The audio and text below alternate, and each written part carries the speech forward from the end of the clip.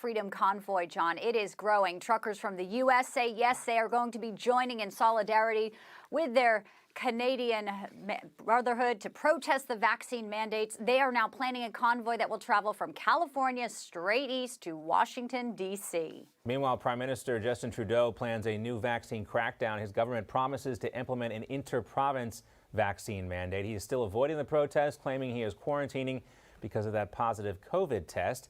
He also said this. I have also chosen to not go anywhere near protests that have expressed hateful rhetoric, violence towards fellow citizens, and a disrespect not just of science, but of the frontline health workers and, quite frankly, the 90% of truckers who have been doing the right thing to keep Canadians safe. He's offended. And check this out as well. Some truckers, Bianca, found nails on the roadway while they were traveling to Ottawa. Police and Trudeau have, as you heard, they're played at the fact that one Nazi flag was seen flying at the protest. But according to Ottawa police, there has been just one arrest here. They say they're also investigating complaints. They set up a hotline in case anyone wants to tell on anyone. But in other words, Bianca, this is what a mostly peaceful protest looks like. The truckers are being bombarded with nails. Right. Not a lot of violence happening, though, as claimed by Justin Trudeau. Well, at least they're backing off that this is a fringe group. Maybe we have a little win there in that column, John. And you know, Australian truckers have started one of their own freedom convoys. Take a look here. This is their GoFundMe page. They've raised $160,000. But get this, folks, the crowdfunding platform has now frozen those funds. GoFundMe saying it needs details about how that money will be spent. Organizers do say they're happy to provide receipts. It's interesting, John, such scrutiny for these hardworking folks out there, but a lot of other groups like maybe BLM just have millions of dollars and no one's looking to where it's going at all. We will talk about that later this week, but that's an excellent point, Bianca. We'll see you in just a moment. But let's continue our conversation now with Congresswoman Claudia Tenney from New York. Congresswoman, great to have you with us. Great to be on, John. Are you hearing the call of the road like me? Are you just feeling you want to get in the truck and just head to the border, pull the horn? I mean, show solidarity for these guys. It's a movement now. We talked about it from the U.S. to Canada to Australia. You know, honk for these guys, right? Honk, honk. I'm all for these truckers. I mean, look, they are standing for freedom. And I bet most of these truckers who are out there standing for freedom probably are not against the vaccine. They're against vaccine mandates. Right. They're against the mandates, the authoritarian crackdown, the completely out of touch leaders like Macron, who's hiding from them. And, you know, I feel a little bit, I don't know, I haven't seen a lot of the footage, and I don't know this to be true, but I could suspect this, and I don't think it's out on a limb. I remember attending a number of rallies when the Tea Party first started in 2010. And it was just a group of mostly veterans, people standing for our Constitution, caring about our military, less taxes, less government. And we were intruded upon, and I was just a candidate. I wasn't part of it, with a number of candidates. And somebody came in with a Nazi flag, and we actually were able to get rid of these people. They were ambushing this, trying to cast negatively on the Tea Party. So I wouldn't be surprised if this is what's happening. I don't know that for sure, but I wouldn't be surprised. But you know, I think to cast this whole group as somehow, you know, by their own president as hateful rhetoric is terrible. People are standing up for their rights. We have the right to protest peacefully, and how horrible to throw, you know, the nails that you were showing to put people at risk. I mean, that's violence right there. You're putting people at risk driving vehicles. They're trying to make this out to be like it's January 1st all over again, and you know what happens there. And here's Morning Joe. The folks over at MSNBC, they consider this Canadian Freedom Convoy a cult. Take a listen. Hated. They've become what they mocked, and now they're taking food from soup kitchens because they're so put upon for being asked to do what they've been asked to do, required to do their entire lives. It's a cult. Yes, it is. You see, Mika tried to step in there before Joe embarrassed himself any further, but it's ironic that he would accuse, you know, he'd use projection in this situation. And again, there is a report that something was taken from a food kitchen, but I want to cite what the Ottawa police are saying, just one arrest so far, no real incidents of violence here. So who's the cult? Is it Morning Joe or is it these truckers? Morning Joe. It's hard to watch Joe Scarborough thinking that he represented a very Republican area of Florida, and now he's this far left conspiracy theorists against Republicans and people who just want freedom. I bet you a lot of those people are not Republicans. I'll tell you, the Tea Party movement, the leader in our area in 2010 was a Democrat.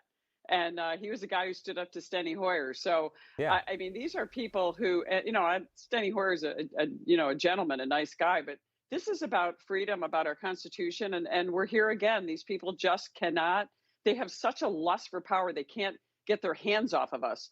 And, I support the vaccine. I'm against the mandates. I'm with them. We have a horrible supply chain problem.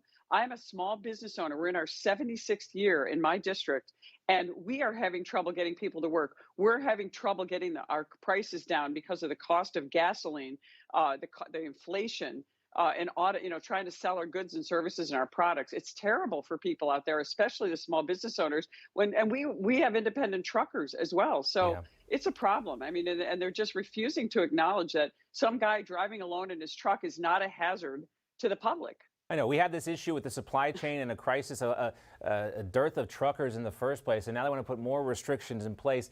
And what you said before was so important. A lot of people who are not against the vaccine, this reached a real tipping point when they started firing people for not getting vaccinated. You may be for the vaccine, but when you're getting fired, if you have a religious exemption or some kind of medical reason why you can't get vaccinated or don't want to get vaccinated, and they don't want to hear that, when people started getting fired, that seemed to be a real tipping point. Now let's talk a little more about inflation. Congresswoman Alexandria Ocasio-Cortez is blaming it on corporate America. She recently told Yahoo News, quote, a lot of these price increases are potentially due to just straight price gouging by corporations. Now, she's rejecting the idea that it's all this stimulus money that's been pumped into the economy that's actually driving it, and all the other policies like, the vaccine mandates on truckers that might be doing this. But of course, she's never wrong, is she, AOC?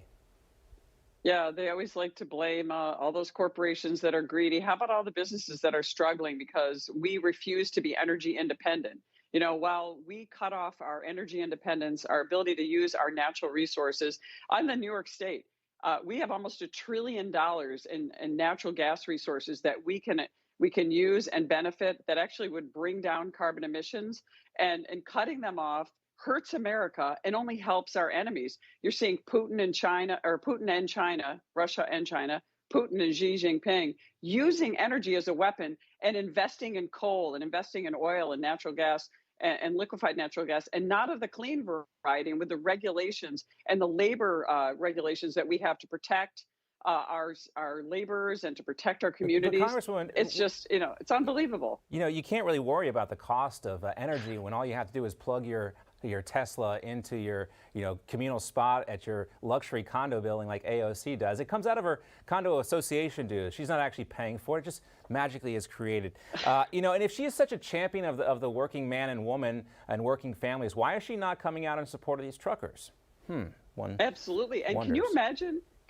Can you imagine if the Green New Deal, and what they're trying to do in the infrastructure bill and the Build Back Better, Biden's, takeover, just destruction of the United States.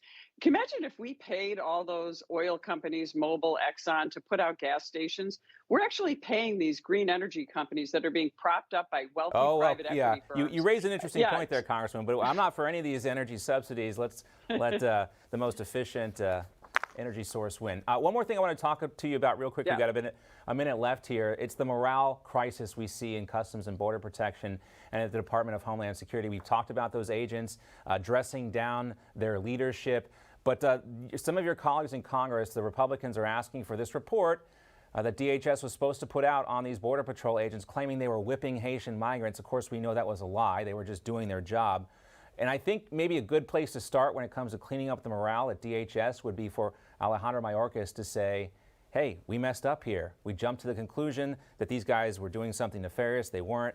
It's my bad, and I accept responsibility. But of course, we can't even get the report, let alone an apology. Well, as luck would have it, I'm an equestrian, and I can tell when somebody's riding a horse and what it takes to ride a horse. Did that for many years, and they need to own up to this. And I have to ask you, how far is Haiti from the southern border? How did all those Haitian refugees get there? Somebody must have flown them there. And that's, again, not dealing with the drug cartels, the human trafficking cartels. Who's getting these people together? That's a long way. If you look at a Caribbean island and look at Haiti and how they get to the southern border. some of these places in the Middle East we've seen as well. We have not just people from the, I don't think we're supposed to call it this anymore, according to Kamala Harris, the Southern Triangle, but we got people coming from all over the world, and that border crisis remains unaverted. Great to see you, Congresswoman Claudia Tenney. Always enjoy it. Thank you. Thank you so much. Great to see you.